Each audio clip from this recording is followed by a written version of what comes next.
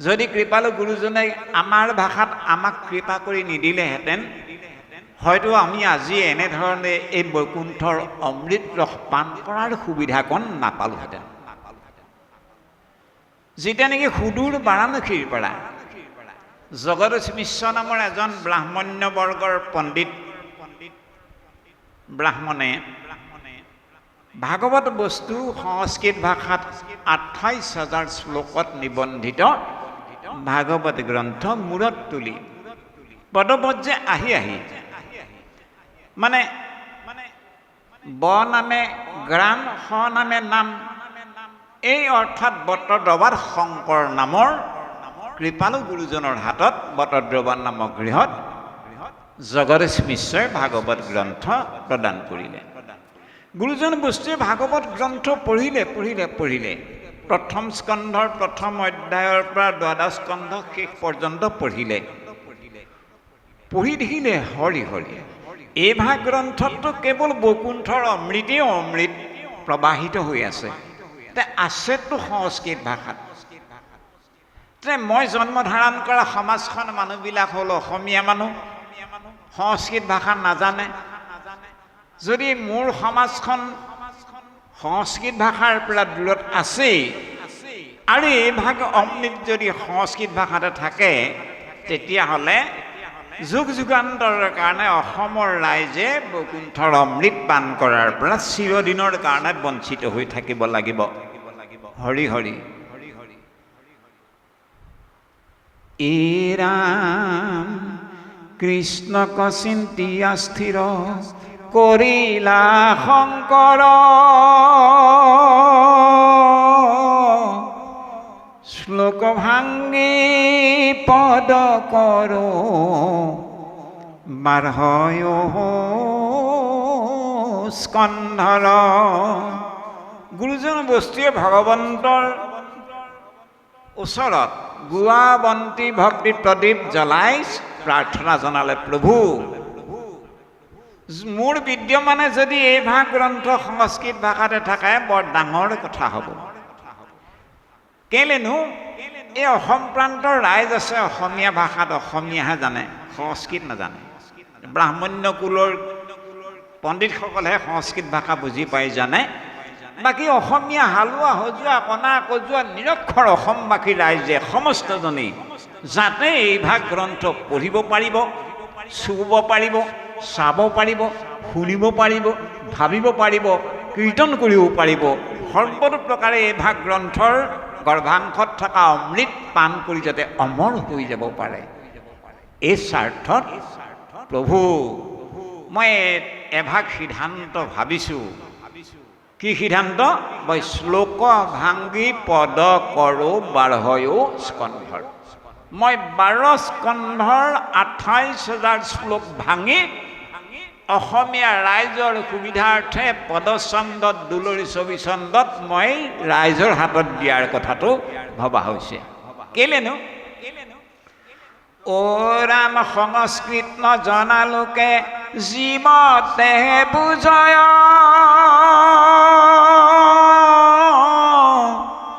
শ্লোক ভাঙি পদ বন্ধে ইমতে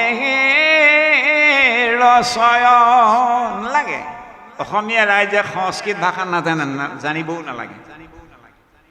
সংস্কৃত নজনা স্বত্তেও সংস্কৃত নজনা লোকে যিমতে বুজয়, যেনেকুৱা আমাৰ ভাষাৰ শব্দ বাক্য গাঁথনি কৰিলে আমি সহজে বুজি পাম, কোনো জটিলতা নাথাকিব, তেনেকুৱা সৰল সহজ বাক্য শব্দৰে সৈতে কৃপালু গুৰুজনে আমাৰ ভাষাত দি দিলে কাৰণে আমি এই ভাগ গ্ৰন্থ পালোঁ।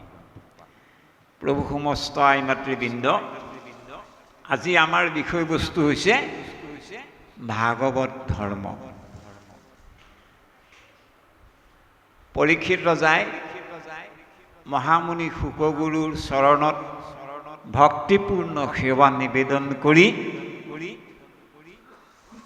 বহুকেইভাগ প্ৰশ্ন আগবঢ়োৱাৰ মাজত এভাগে বিশেষ প্ৰশ্ন আছিল যে বিশেষত কি কৰিব ম্ৰিয়মানত নৰে। এই প্ৰশ্নভাগ কলিযুগৰ অলপমতি অলপায়ু ম্ৰিয়মান মানুহবিলাকে যে কি ধৰ্ম পালন কৰিব, এইটো এটা প্ৰশ্ন আছিল। তেতিয়া মহামুনি শুকগুৰুৱে ঈশ্বৰ কৃষ্ণৰ পাদপদ্ম হৃদয়ত ধৰি দিলন্ত সিদ্ধান্ত তাংক সাধুৰ বাদ কৰি, অৰ্থাৎ তাংক মানে কাক? পৰীক্ষিতক সম্বোধন ধৰি ধন্যবাদ জ্ঞাপন কৰি সিদ্ধান্ত দিছে। কি সিদ্ধান্ত দিছে আজি আমি এই ভাগকে চাবলৈ লোৱা হৈছে। এই ভাগ দ্বিতীয় স্কন্ধৰ মূল বিষয়বস্তু হ'ল ভাগৱত ধৰ্ম। ভাগৱত ধৰ্ম মানেনো কি, আমি এই কথাটো জানিব লাগিবই। জানিলেহে আমি যাত্ৰা আৰম্ভ কৰিব পাৰিম। নাজানিলেতো আমি এইটো সপোনেই নে দিঠকেই নে সাপেই নে বেঙেই নে একো বুজি নাপালে আমি কেনেকৈ কাৰ্যসূচী হাতত ল'ম। গতিকে নিশ্চয় বিষয়বস্তুভাগ আমি বুজিব লাগিব, তেতিয়াহে আমি যাত্ৰা কৰিব পাৰিম। সেইকাৰণে দ্বিতীয় আৰু প্ৰথম স্কন্ধৰ বৰ্ণনা ভাগ কৰোঁতে কি বুলি কৈছে? অ ৰাম প্ৰথম দ্বিতীয় স্কন্ধে চৰণ দুটয়। প্ৰথম আৰু দ্বিতীয় স্কন্ধক ভগৱন্তৰ দুখানি চৰণ বুলি কৈছে। চৰণৰ কাম কি? ভৰিৰ কাম কি? পদৰ কাম কি? গমন কৰা। বাংময় মূৰ্তি ভগৱন্তৰ প্ৰথম আৰু দ্বিতীয় স্কন্ধক দুখানি পদ বুলি কৈছে, চৰণ দুটয় বুলি কৈছে। দুটয় মানে দুখানি চৰণ। গতিকে আমি সেয়েহে ভাগৱত ধৰ্ম মানে বুজিব লাগিবই, তেতিয়াহে আমি কিন্তু ভাগৱতৰ পৰৱৰ্তী গৰ্ভাংশলৈ গতি কৰিব নিশ্চয় পাৰিম। এতিয়া তেনে চমুতে ভাগৱত ধৰ্মৰ বিষয়ে ভক্তি ৰত্নাৱলী গ্ৰন্থ ভাগত দুলৰী চন্দত ভাগৱত ধৰ্ম মানে কি একদম পোনপটীয়াকৈ তাত কি বুলি কৈছে আমি মন কৰিব লাগিব। তাত কি বুলি কৈছে চাব। আমি এহি মানে সমস্ত শাস্ত্ৰৰ তত্ত্ব মৰ্ম, হৰি তুষ্ট সন্ত জাত তাকে বুলি ধৰ্ম। তাত দুটা কথা ক'লে। প্ৰথম কথাটো ক'লে ধৰ্ম মানে কি, 2 নম্বৰত ক'লে ভাগৱত ধৰ্ম মানে কি। এই সম্পৰ্কত কৈছে এহি মানে সমস্ত শাস্ত্ৰৰ তত্ত্ব মৰ্ম। সকলো শাস্ত্ৰৰ তত্ত্ব মৰ্ম এভাগেই কি? হৰি তুষ্ট সন্ত। যি নীতি নিয়ম, যি ধৰ্ম, যি আচাৰ নীতি পালন কৰিলে গুৰু প্ৰসন্ন হ'ব, দেৱ প্ৰসন্ন হ'ব, নাম প্ৰসন্ন হ'ব, ভকত প্ৰসন্ন হ'ব, অৰ্থাৎ ভগৱান প্ৰসন্ন হ'ব। এই মানে সমস্ত শাস্ত্ৰৰ তত্ত্ব মৰ্ম হৰি তুষ্ট সন্ত। যি নীতি নিয়ম আচৰিলে হৰি প্ৰসন্ন হ'ব, আপোনাক প্ৰসন্ন হ'ব, গুৰুদেৱ নাম ভকত প্ৰসন্ন হ'ব, তাকে বুলি ধৰ্ম। এই মানে সমস্ত শাস্ত্ৰৰ তত্ত্ব মৰ্ম হৰি তুষ্ট সন্ত জাত তাকে বুলি ধৰ্ম। নম্বৰ 1। 2 নম্বৰত ক'লে অ ৰাম জাত হন্তে প্ৰীতি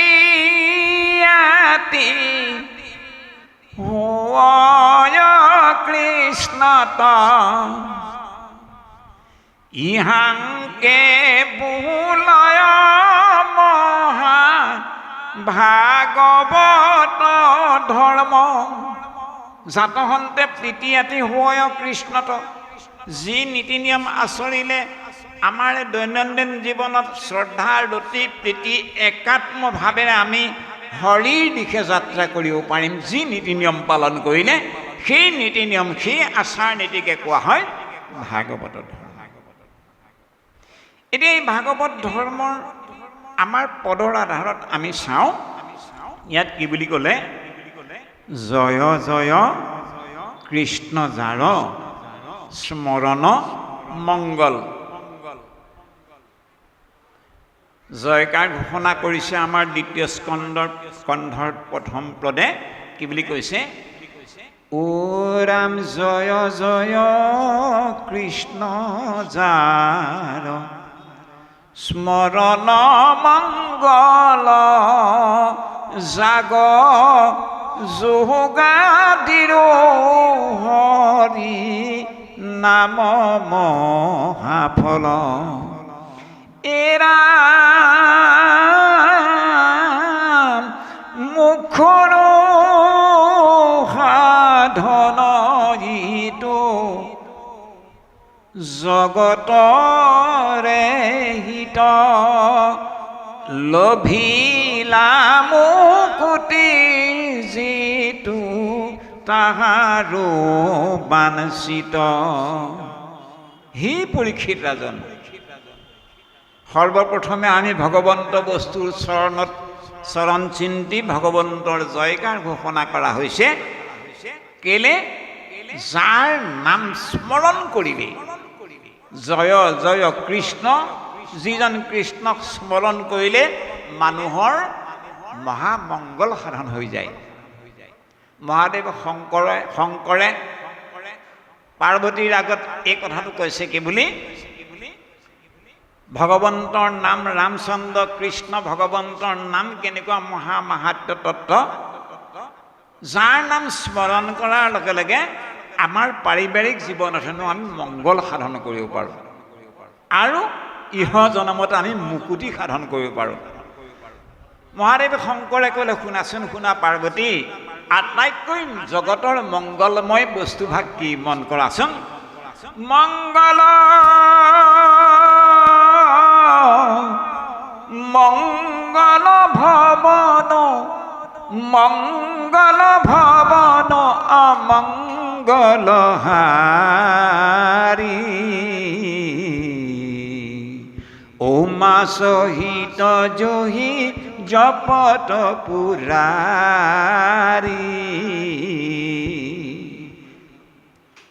পৰীক্ষিত ৰাজন, ঈশ্বৰ কৃষ্ণ ভগৱন্তৰ নাম স্মৰণ চিন্তন শ্ৰৱণ কীৰ্তনে হ'ল ভাগৱত ধৰ্ম, মহামংগলময় মহাৰত্ন। মংগলৰ গৃহ বুলি কৈছে পাৰ্বতীক মহাদেৱ শংকৰে।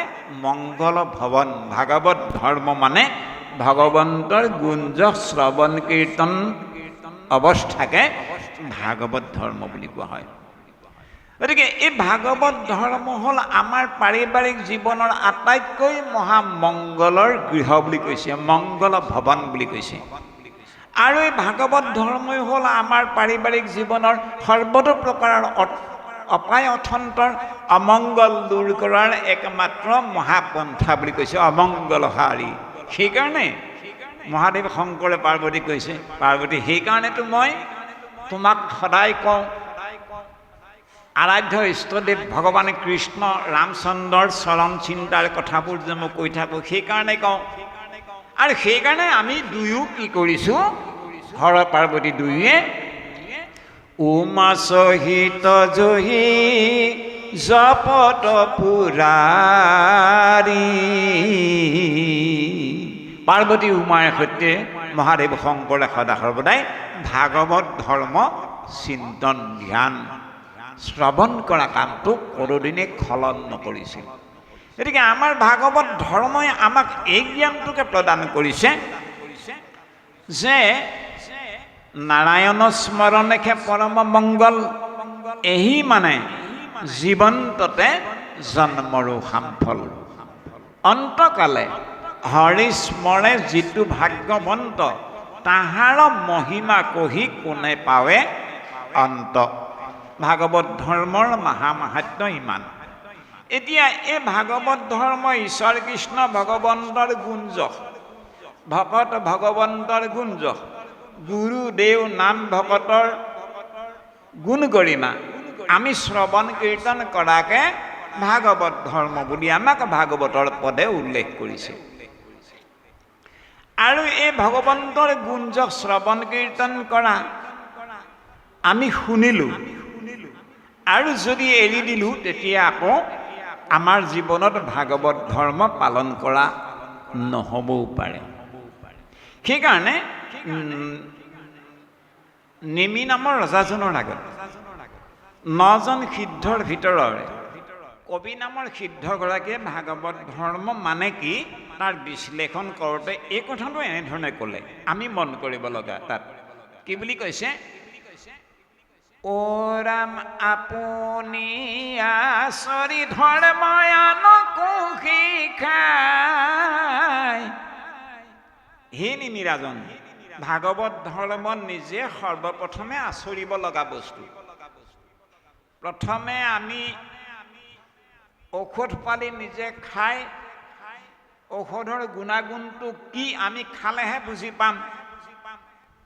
আমি যেতিয়া নেকি দেখিম যে ডাক্তৰে দিয়া ঔষধ প্ৰেছক্ৰিপশ্যনৰ মৰ্মে মই ফাৰ্মাচীৰ পৰা অনা এই টেবলেট বা এই ঔষধৰ পৰা মই এনেকুৱা ধৰণৰ উপকৃত হ'লোঁ, এই উপকৃত হোৱাজনেহে আনজনক আকৌ ভাল ধৰণে কৈ দিব পাৰিব, এইটো কৰিব লাগে দেই, এইটোৱেই আটাইতকৈ ভাল উপায় আৰু বেমাৰ নিৰাময়ৰ। নেখালেতো ক'ব নোৱাৰিব নদী। সেই কথাটো কৈছে আপুনি আচৰি ধৰ্ম, আমি প্ৰত্যেকজনেই ভাগৱত ধৰ্ম আচৰিব লাগে বুলি কৈছে। তে ভাগৱত ধৰ্ম আমি প্ৰত্যেকজনে আচৰিলে কি হ'ব? আমি আনক ক'ব পৰা হ'ম, নিজে উপকৃত হৈ আনকো আমি উপকাৰ সাধন কৰাৰ সুবিধাকণ আমি দিব পাৰিম।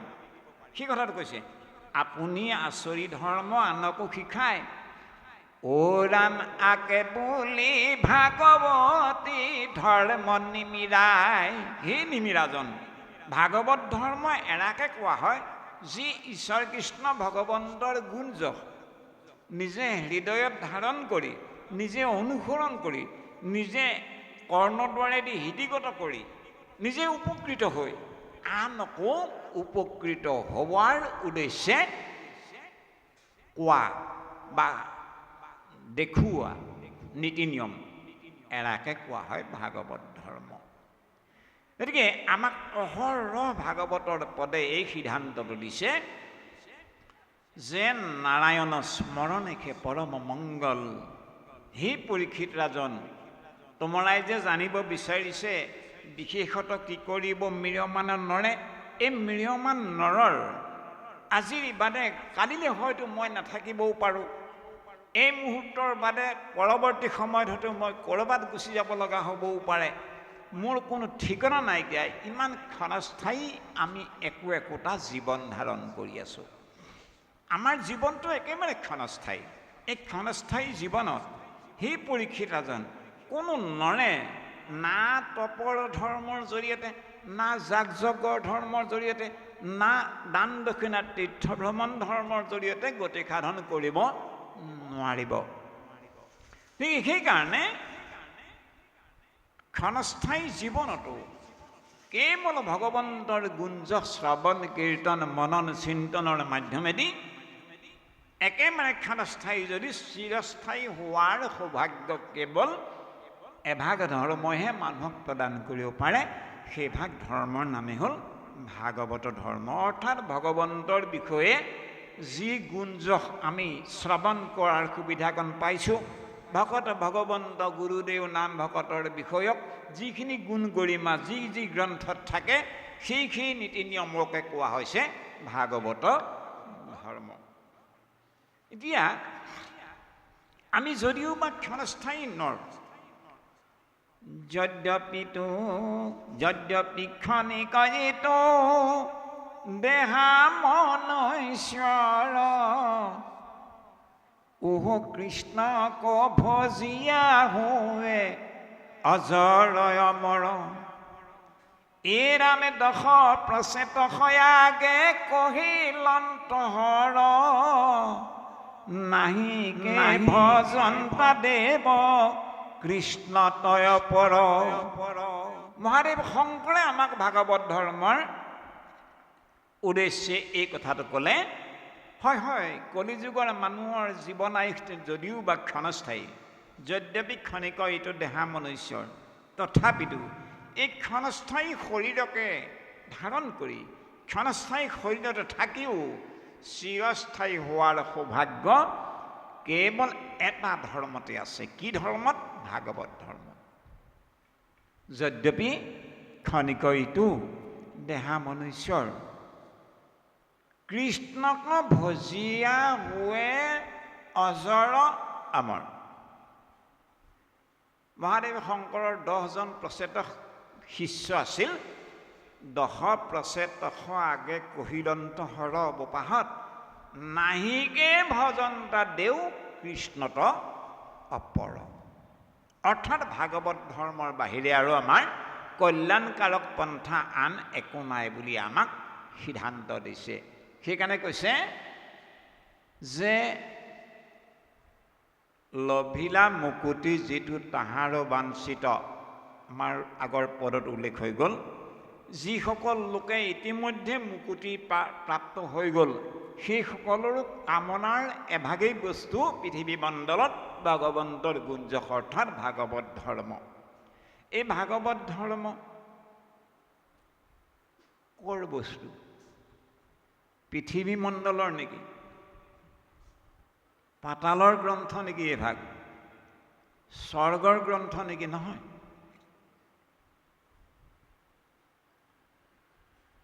পদ্মকল্পত ভগৱন্ত বস্তুৱে ব্ৰহ্মাক প্ৰদান কৰোঁতে কি বুলি ক'লে? ও ৰাম স্বাদতয় অমৃতময় পৰময় আনন্দ ৰস পূৰ্বতয়া ছিল বৈকুণ্ঠত নাহিয়াৰ সীতা চালহ নাছিলে কয় একো কাল স্বৰ্গমৰ্ত পাতাল মধ্যত। ই বোলে স্বৰ্গৰ গ্ৰন্থ নহয়, এই ভাগ মৰ্ত্যৰ গ্ৰন্থ নহয়, পাতালৰ গ্ৰন্থ নাছিল। কি আছিল? ক'ত? বৈকুণ্ঠত। কৃষ্ণৰ কৃপাত পাছে অৰ্ধেক বয়স গৈলা পাইলা ব্ৰহ্মা পদ্ম কলপত। ব্ৰহ্মলোকত পদ্মকল্পত ব্ৰহ্মাই প্ৰথমবাৰৰ কাৰণে ভাগৱত বস্তু লাভ কৰিছিল। আৰু ক্ৰমাগতভাৱে আমাৰ গুৰুজনৰ হন্তে আমি এইভাগ গ্ৰন্থ আমাৰ সৌভাগ্য হ'ল। তাই গুৰুজনৰ বস্তু এইভাগ গ্ৰন্থৰ পৰা আমাক আৰু এভাগ মহান কৃপা কৰিলে। মন কৰিব লগা কি বুলি ক'লে? ও ৰাম ভাগৱত শাস্ত্ৰ পঢ়ি পাইলা এহি সাৰ হৰিৰ কীৰ্তনে তৰি দুৰ্ঘোৰ সংসাৰ। ভাগৱত শাস্ত্ৰ পঢ়ি পাইলা এই সাৰ। গুৰুজনে দেখিলে প্ৰথম স্কন্ধৰ প্ৰথম অধ্যায়ৰ পৰা 12 স্কন্ধ শেষ পৰ্যন্ত যে এইভাগ গ্ৰন্থত এভাগেই সাৰ তত্ত্ব প্ৰকাশ হৈছে। কলিযুগত অল্পমতি অলপায়ু নৰৰ হেনো হৰি নামৰ বাহিৰে গতি নাই। এই ৰাম এহি ভাবি চাৰি নাম কৰিলা প্ৰচাৰ যাক জানি নৰ নাৰী তৰো কহ সংসাৰ।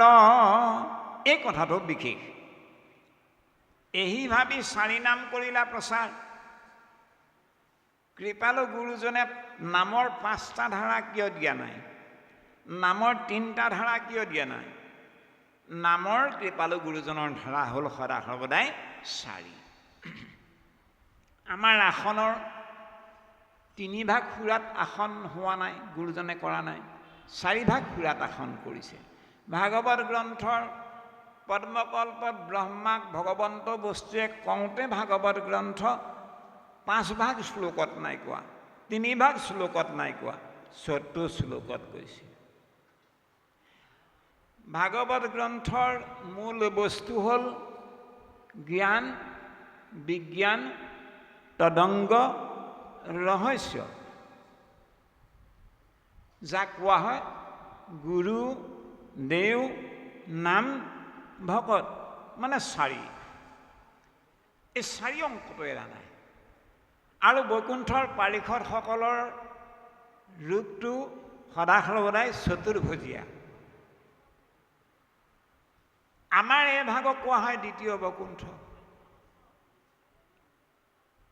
বৈকুণ্ঠ ধামলৈ যি মানুহে ইহ দেহ ত্যাগ কৰি গতি সাধন কৰিলে, হয় সাৰূপ্য গতিয়ে পাওক বা সালোক্য গতিয়ে হওক বা সামীপ্য গতিয়ে হওক বা সাযুজ্য গতিয়ে হওক বা নিৰ্বাণেই হওক, নিৰ্বাণ মানে শেষ আৰু। গতিকে এই 4 প্ৰকাৰ গতিৰ ভিতৰত সালোক্য গতিয়ে হওক বা সাৰূপ্য হওক বা সাযুজ্যই হওক, মানে ভগৱন্তৰ নিচিনাই হৈ যায়। ভগৱন্ত যেনেকৈ চতুৰ্ভুজীয়া, গতিকে জীৱ যোৱা মাত্ৰকে বৈকুণ্ঠলে মানে পাৰিষদী তনু ধাৰণ কৰি চতুৰ্ভুজীয়া হৈ যায়। পঞ্চভুজীয়া হোৱাৰ ইতিহাস নাই, ষষ্ঠভুজীয়া হোৱাৰ ইতিহাস নাই। ভগৱন্ত অষ্টভুজো ধাৰণ কৰিছে, ভগৱন্ত দশভুজো ধাৰণ কৰিছে, ভগৱন্তই 1000 ভুজো ধাৰণ কৰিছে সময় সাপেক্ষে। কিন্তু স্বাভাৱিক অৱস্থাত বৈকুণ্ঠত ভগৱন্ত থকাৰ বৰ্ণনা সদায় চতুৰ্ভুজীয়া। গতিকে ভগৱন্ত চতুৰ্ভুজীয়া কাৰণে ভকতসকলো চতুৰ্ভুজীয়া। তে আমাৰ এই ভাগক আপোনাসৱে আমি কওঁ নহয় যে এই ভাগ দ্বিতীয় বৈকুণ্ঠ বুলি, তেতিয়াহ'লে আপোনাসৱ চতুৰ্ভুজীয়া হয় নে নহয়? দেখাততো নহয়, কেতিয়াও নহয়, নহয়নে বাৰু? আমি দুভুজীয়া আৰু কি এইটো কথা সুধিবলগীয়া ভাবিবলগীয়া কথা। আমি দুভুজীয়া, কিন্তু প্ৰত্যেকজন ভকত পধ্যেই চতুৰ্ভুজীয়া। ভগৱন্তৰ 4খন হাতত কি কি থাকে?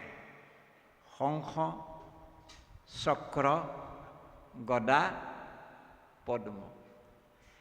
আপোনাৰবোৰ আমি ভকত সমস্তে, আপোনাক ভকত আই বাপ সমস্তে কি কি বস্তু সদায় ধাৰণ কৰিছে?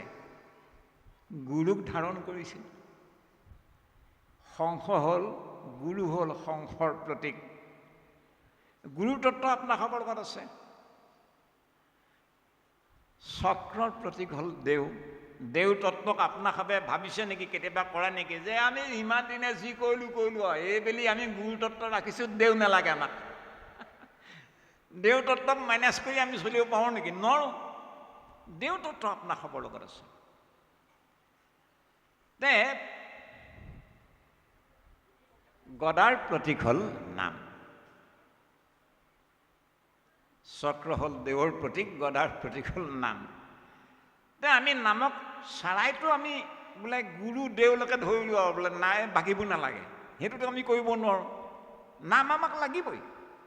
নাম এনেকুৱা ৰত্ন, স্বয়ং ঈশ্বৰ কৃষ্ণ ভগৱন্ততকৈ নাম ডাঙৰ।